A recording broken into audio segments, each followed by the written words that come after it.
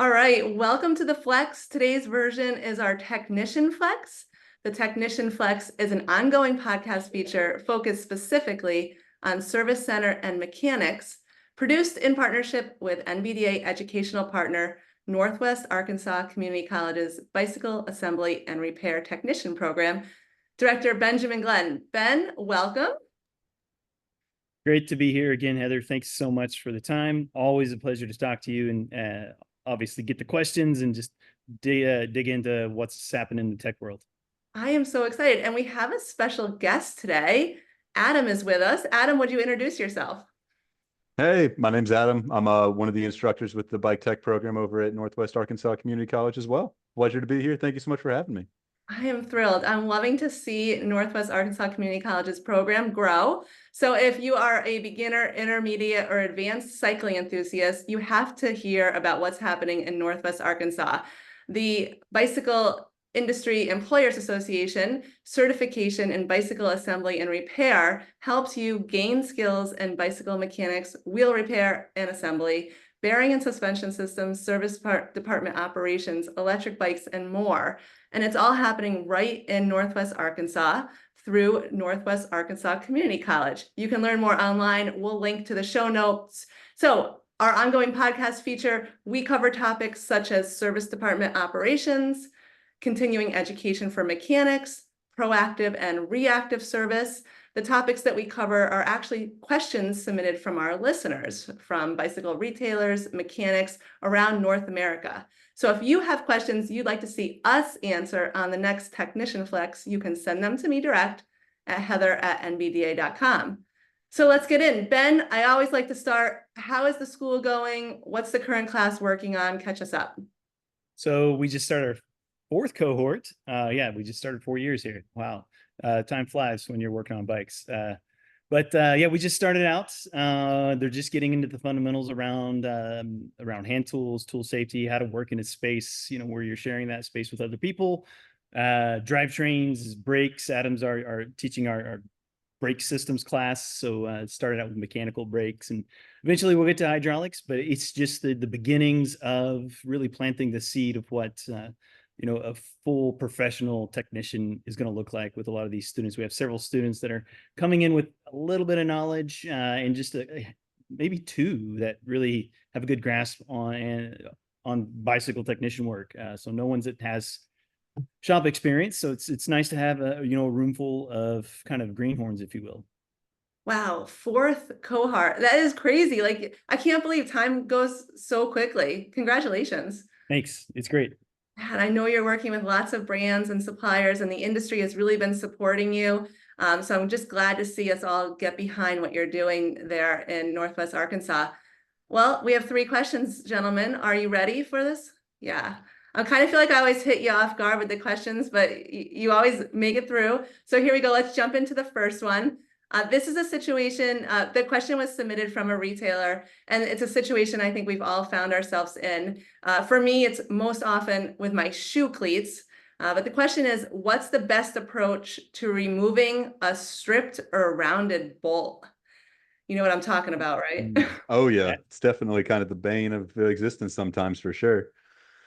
My personal favorite way is if you get a nitrile glove, and it's really not too bad. You can use that to take up some of the slop between the strip bolt and your Allen key. You just slip that nitrile glove in between your Allen key and the bolt, you smash it all down, and that can take up enough slop. That's assuming, of course, your bolt's nice and clean. I guess just should back up. First step should always be to get any kind of dirt that might be in those cleat bolts out of there. Then taking that glove and that hex key and pushing them together. If things start getting really bad and that doesn't work, my next 2 steps are easy outs, which I think a lot of people may or may not be familiar with. It's a left-handed threaded drill bit that you can just get in there and cut it out. You're gonna have a new bolt at the end of the day there. But sometimes easy outs don't work. And my definitely last bastion of resistance is getting some epoxy and my least favorite Allen key from that bit of IKEA furniture we put together over the weekend and just gluing it to the bolt, and that'll get it gone. And it's, you got to get a new bolt and you're throwing away the Allen key, but the bolt's gone and you didn't damage anything with heat or anything like that. And life's a good time. Adam, that's awesome advice. I never thought about the glove technique, but it makes perfect sense. I love it. That was quick and easy. Quick and easy, 1, 2, 3. If they're not working, just keep getting to more and more destructive. It is a frustrating moment. You know what I'm talking about. Oh, definitely, for sure. We do have another interesting question that I think is a situation where maybe a service writer might find themselves. The question submitted from this retailer: how do I talk to customers about repair versus replace options? It's tricky because we want to ensure the customer's bike is working perfectly, but sometimes the customer is cost conscious. So I don't know, Ben, any tips on talking to customers about repair versus replace options? Absolutely. First of all, you got to sign up for our service department operations course, and we'll talk all. No, you don't have to do that. So, yeah, it is tricky. You know, you hear this a lot. You know, oh, it's going to cost this much to repair it. What's it going to cost to actually replace it? You know, this is the same with really anything. You know, my refrigerator broke. Is it cheaper to get the part, repair it, or just buy a new one?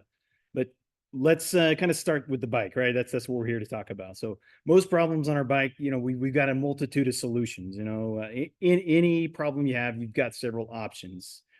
It's our service tech's job to be aware of those options and then understand the customer's needs, recommend the best possible solution. So it really starts out with understanding your customer, listening to what they want to do with the bike or what the purpose is with the bike. Do they even have the right bike for that? One of the scenarios we talk to students about is someone rolls in, has carbon wheels, you know, deep dish zip carbon wheels on their commuter bike. Maybe they don't have the right wheels on there. Maybe that's why that their bike, the wheels are, you know, out of true and having issues or broken. So really knowing what the customer wants to do with the bike and then recommending the best possible solutions. Some cases we want to lay it all out there. You know, here's everything we can do. I'm going to let the customer decide. Some cases we need to be professional a little bit, I guess a little bit more aligned with just giving them 3 options, good, better, best. And, you know, let us as the technicians or advisor decisively propose that best solution. What we're trying to avoid, though, is putting them in what I call decision paralysis. You know, we have too many decisions. The customer thinks maybe I made the wrong decision. Did I go with the right thing? Am I, you know, they just start doubting what they're paying for, right? No one wants that. So trying to avoid that, listening to the customer, what do you want to do with it? It's important to listen to that rider and also the bike as well. What's the bike saying? Is this the wrong bike for the purpose they are owning the bike? What are they seeking to get out of their experience on the bike as well? So in that case of repair versus replace, understanding the rider's needs, inspect the bike with the rider's needs in mind, and then propose solutions that will bring the bike in line with what the rider wants to do. So sometimes it's repair, sometimes it's simply replace.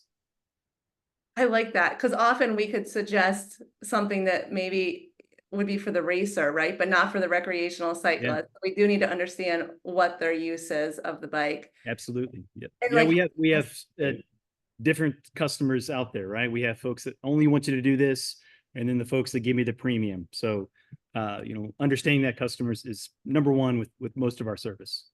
Yeah, and I get that decision paralysis, right? We definitely want to avoid that. Like, it's already probably a shocker to hear, like, your bike needs this, or, you know, and so just like limiting the options so you can absorb it quicker. Absolutely. Yep. Excellent advice. All right, so I have one more question. Maybe, I don't know, Adam, you want to take this next one? Sure. Yeah. I'm just throwing you right at first time on the podcast. Yeah, I'm great. Sounds great. Jump in. It's an interesting question too, Adam. So, you know, we'll see how you do. I'm sure you're gonna do fine. All right. So sometimes I'm out and about with a group of friends who are non-riders. This is my question. So sometimes I'm out and about with a group of friends who are non-bicyclists, and we get around to talking about bicycles because I'm in the industry, right? And I'll talk about a bike that I'm looking at. Maybe it's a dual suspension mountain bike that costs $9,000. And the response on people's faces is like, what? That bike costs how much? You spend how much? And you're like complaining about groceries, you know, like I hear it all, right? So I guess the question is, it's not really a technical mechanical question. Why do bicycles cost so much? Like, we might get someone who brings a bike in for repair and, you know, or comes into the shop looking for a new bike, and they might be like shocked by the sticker price. So how can we as you know, industry leaders, as sales team members, mechanics, explain why do bikes cost so much?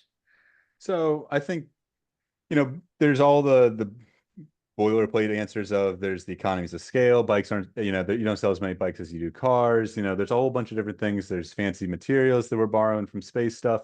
There's all those things that I'm sure everybody's heard 1,000 times. But there's also the point that we love showing off our best and our brightest, our golden poster bikes. It's that $12,000 top of the line, beautiful everything, Dura Ace or Red or XTR and XO, whatever is on there, it's the fanciest, it's the best.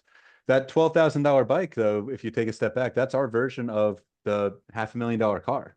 Mm. And when you put that in perspective of that's about as expensive as you can get, and you can have something that's legitimately being raced at the top end of the sport. Whereas that $500,000 car isn't nearly what an F1 car costs. That's still even more expensive if you just relate it back to cars.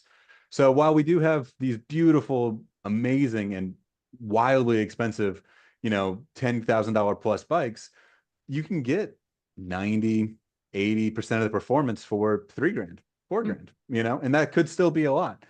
But that's for that super enthusiast still. And then if you still just want something that you can reliably and comfortably take your kids to school, ride to the downtown, go to a date, anything like that, do your grocery runs on, you can get that for $400. And that's way more attainable. While there are some crazy expensive bikes out there, and they're expensive for a whole list of reasons, they are close to the top end best thing you can buy in our sport, which there's not many other sports that are like that. You look at other hobbies, like boats or motorcycles or cars, and their top end race at the most elite level is so wildly unattainable. And while I'm not saying $12,000 is chump change or cheap or anything like that, it's a lot less to get into the top super cutting leading edge than a lot of other hobbies out there. Yeah, I like that comparative to the Yeah. automobile industry. I totally get that. Yeah. And now I'm not feeling so bad for spending Yeah. my exact. Base model like F-150 is like $40,000, or you can get the Raptor for well over $100,000, and you can get a sweet, the new stump jumper this is just on my brain because they released it recently. They've got the aluminum ones now for like $2,000, or you can get their top end one for like 12. And it's still the same bike, same geometry, it's still the same core, same heart and soul. And for most of us, the more entry level models are going to be a great option. And it is the amazing thing about the bicycle. You can even get a refurbished used bicycle and it'll take you places and you can take it on trails and whatever. So it's awesome. I lied. Ben, I have one more question. Can I ask you one more? Ben thought Yeah, let's do it. Yes, I think we got time. I love the questions. Thanks, Heather. it actually has to do, I can see your screensaver, I can see the background of the school. I'm wondering if in your educational teaching, if there's one mechanical discipline that seems harder for mechanics to grasp than others. Like, is there a theme that you notice? Is it wheel truing or brake bleeds?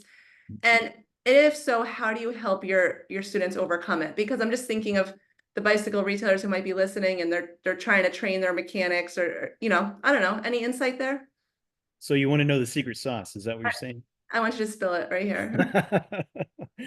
K-12 education is a lot different than service technical education for sure. That was one thing I had to overcome as an educator is how do you teach someone to use a hammer, right? How do you even approach that? But what I've learned is approaching it by breaking down the bicycle into different systems. Take it one bite at a time. You can't swallow that hamburger in one bite.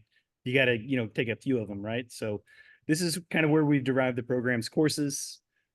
And yeah, that's an interesting question. That really is having to do a little bit of thought on what's, without collecting data. I like to, collect data and understand actually why we're doing what we're doing by a quantitative approach. But, kind of thinking back about the past few years and what I've seen more students struggle with, starting my fourth year, honestly, I'd have to say that the 2x drivetrain, kind of that adjustment or tune up, if you will. Wow. Yeah, it's a 2x system. You think about your mountain bike, especially, we're here kind of in mountain bike la la land, if you will. And 1x drivetrains are, that's what everyone has. And so when we put this 2x system, it's a 2x10 simple road bike drivetrain, in the stand, what's this thing on the front? What's going on here? So approaching it, slowing it way down and using a step-by-step process, step one before step two. So as these students are learning processes, or what we do through repetition, differentiated learning experiences, so they see it on the screen, they watch us as instructors do it, they read the directions, they're holding the tools, they're doing the thing, they start to gain the speed to operate a little bit more efficiently because they are using a step-by-step process. Step one, make sure the bike's clean. Step two, you want to measure the chain to make sure you're going to be okay and not starting with a drivetrain that's worn out. Step three, make sure the wheels are in the dropout straight. You don't want to have a rocky foundation to that drivetrain adjustment. So honestly, the folks that have never really touched a drivetrain or a 2x drivetrain, they know very little. It makes really the teaching process a lot less challenging because they do have almost zero experience. I definitely had to learn how to teach more experienced folks without assuming anything on anyone, myself included in that. So those students with experience, we set the expectation that we're all going to slow down. That you're here to learn. It's a learning environment. You've paid for education, not to show off what you already know. So you're here to learn. So once they slow down, these more experienced folks usually start to deepen their understanding of that drivetrain system and really start looking at the smaller pieces of it. Really understanding, I've got to link a chain in here, understanding, roller wear, what's happening in this chain. And then they start the application of that efficient process driven approach to service. So it was a challenge. And honestly, the 2x drivetrain, it can stump a lot of folks. I've definitely seen some students shed some tears, not lying there around that. So not to make light of the situation, but the first year with drivetrains was an interesting year. So I like that tip as well, Ben. Like, we know how to do things, right? But it's so important to just, even if you know how to do it, to slow down and relearn it, right? Because you can pick up new tools that help you further your education. absolutely. To the Absolutely. 2x drivetrain. All right, good answer. 2x drivetrain. Well, Adam, thanks for joining us. Ben, thanks again for another episode. Always a pleasure. Thanks so much for having me. And so listeners, just a reminder today, if you'd like us to answer your questions on the Flex, send them to me. Any questions when it comes to bicycle service center, mechanics training, bicycle assembly, Heather at NBDA.com. Thanks for listening. And with this we go.